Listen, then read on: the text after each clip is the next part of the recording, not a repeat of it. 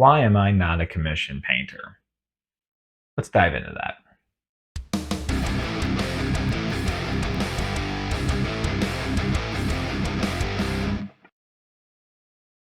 Welcome to Tattoo Tabletop. My name is James, and believe it or not, you're actually coming from the new set, of which I will show a brief video of the already mess that I've kind of created. But nevertheless, I decided to have a conversation about this because there have been people who have asked me this in the past. As just for your point of clarity, I do still do commission here and there. It is very, very specific. It's usually because maybe it's a model range that I'm very interested in, and this allows me to kind of have my fun painting them.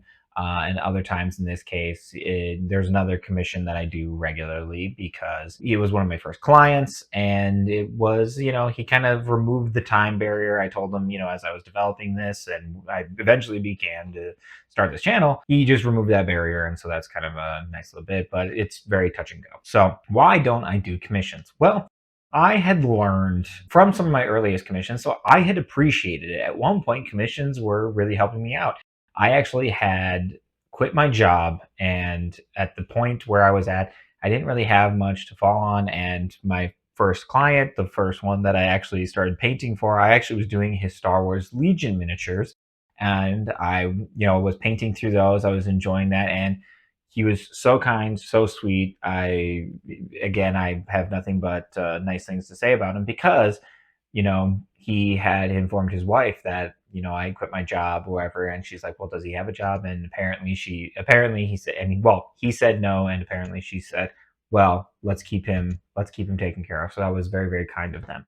Here at Tattoo Tabletop, we have a lot of fun, so be sure to like, share, subscribe down below. It's completely free and it helps me out. Now back to the video. So I was regularly doing commissions. I was doing them in batches, which tip number one, if you're doing commissions or if you're thinking about doing commissions, immediately figure out what your paint barrier is. Basically what that means is, are you able to take on an entire army at once, or do you need to do it in batches? For me, I needed to do it in batches. I broke it down to 10 to 15 miniatures at a time, sometimes 25 occasionally, depending on what the miniature was. But that was one way that really helped me figure some of that out. So that's how I had first gotten into commission. And since then, I had some people who have asked me if I would do commissions. And the reason I started getting out of them is, as I was going through, even just more commissions that I had been taking on, I had found that I had really not enjoyed painting miniatures that were not for me. I mean, part of my joy that I get from painting miniatures is painting them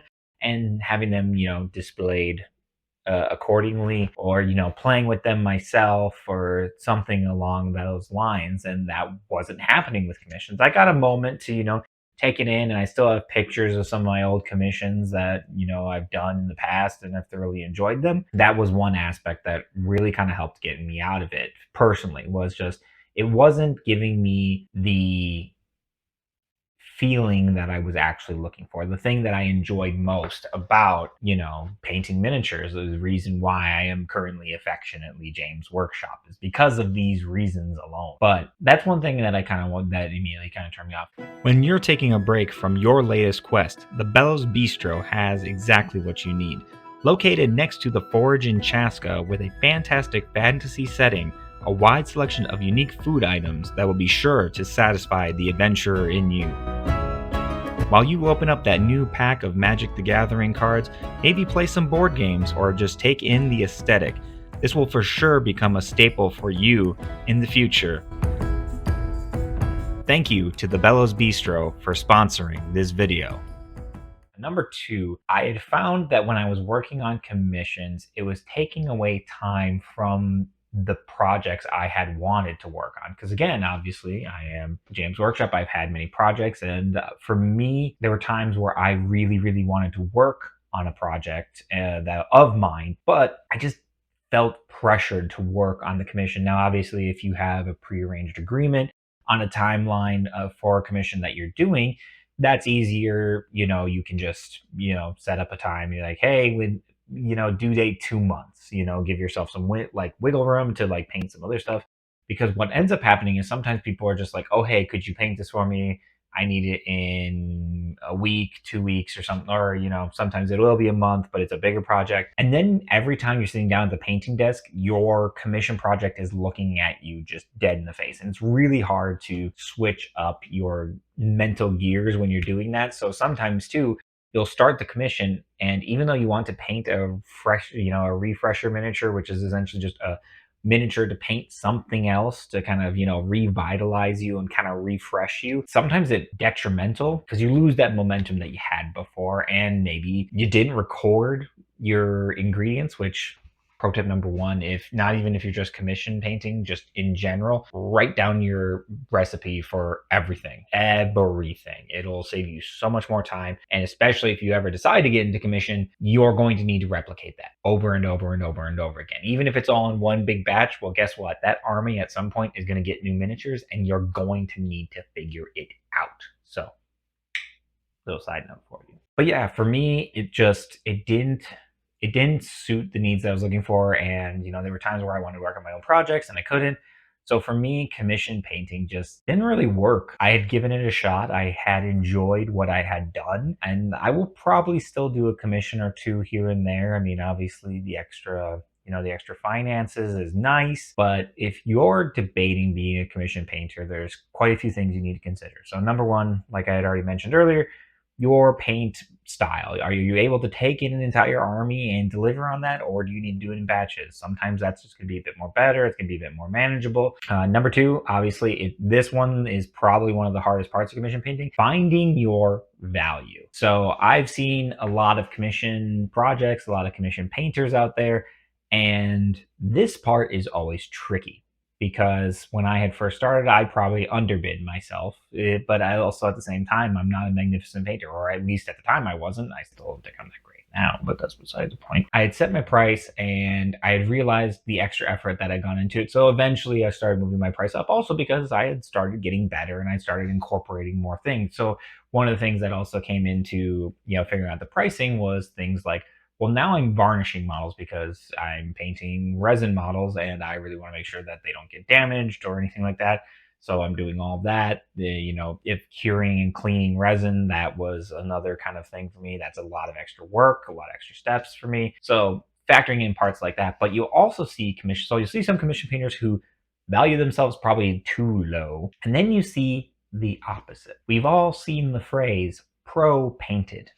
I'm going to put that in air quotes, pro painted, because that's a perfect place for that. We've all seen those miniatures that have been labeled as pro painted or, marketed as pro painted, and they are not. They're not edge highlighted. They're not shaded. They're just, or they're sloppy. And sometimes you kind of wonder, is this intentional? Is this like your style thing? I mean, art is always a subjective thing. It's always going to be. But when someone is looking you dead in the face, and let's say you're throwing in, here's a good example that I've experienced with in real life. I asked what it would cost to paint 5 flash kits. The orcs, they obviously have some fun little colors and patterns and stuff like that, but I asked and this was an actual professional commission service, and I'm just not going to include their name here for posterity's sake, but I had asked for 5 flash kits, and I was just quoting it out because I was curious. They were going to provide the models.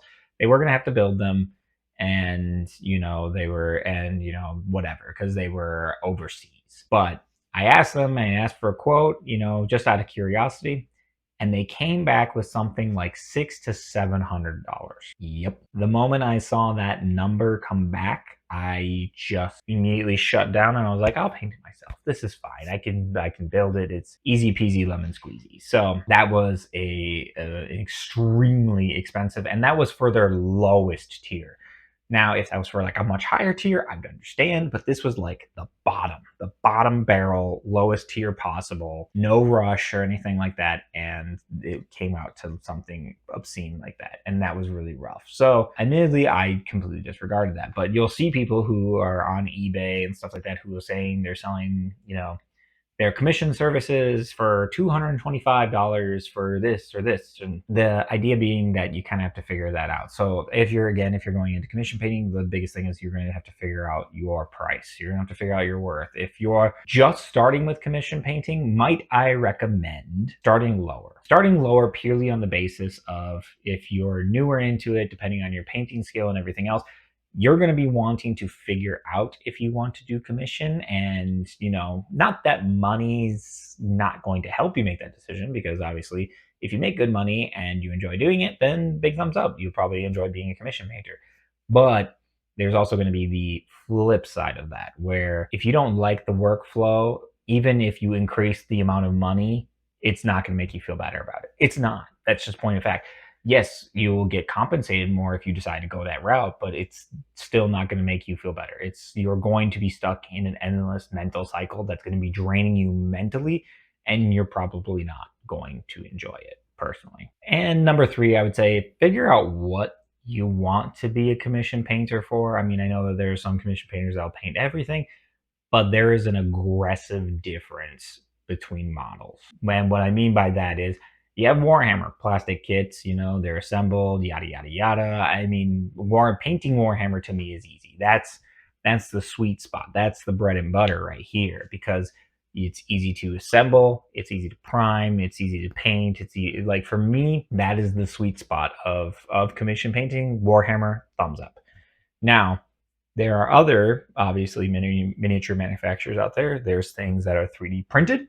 There are things that are resin, and and everything in between, cheap board game, plastic, what have you. And those are going to require extra work. Those are going to take extra steps, and there's only going to be so much you can do with them. I mean, I've even painted some Teenage Mutant Ninja Turtles from a board game that I have, and I thoroughly enjoyed painting them for what they were, but also coming from painting Warhammer to painting those was violently different. And not to mention even just painting resin from Games Workshop. The hardest part about that is building it. If you have to build the models, you have to clean them with the soap and water. You have to scrub off the extra chemicals. You have to make sure that that it's not warped. I mean, sometimes you don't even figure out it's warped until you build it. I literally had a little Horus Axeman that I got at Warhammer World.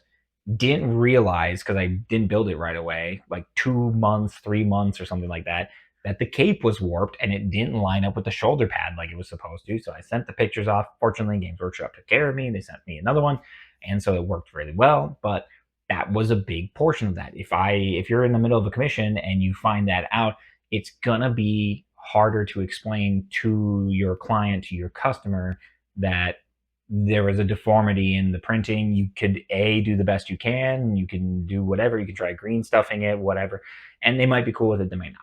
Who knows? So these are just a couple things that you should consider in the event you're going into commission painting. So that's my story. That's just me talking about commission painting. The reason this had come up is because I actually had some conversations with some people recently that were talking about commission painting and had actually asked me if I had ever been interested in doing commission painting. And I had mentioned that I had done it here and there, but inevitably it wasn't for me. Let me know what you think down in the comments. I mean, are you someone who has considered commission painting? Have you considered going to a commission painter, but you've kind of been afraid of, what the cost might be, stuff like that? Let me know down in the comments down below. And of course, if you like this video, please feel free to like, share, subscribe. And by feel free, what I mean is please like, share, subscribe. It would mean the world to me, and we are so close to 1,000. Not that subscriber count is like the biggest thing in the world, but it is. I mean, it's already amazing that this many people are tuning into the channel on a regular basis. I massively appreciate every single one of you. We've got some fun stuff coming up down the pipeline. I'm working on a few big projects, and fingers crossed, knock on wood, hope it's good. So until next time, I've been Tattoo Tabletop, and for the love of God, just go paint something.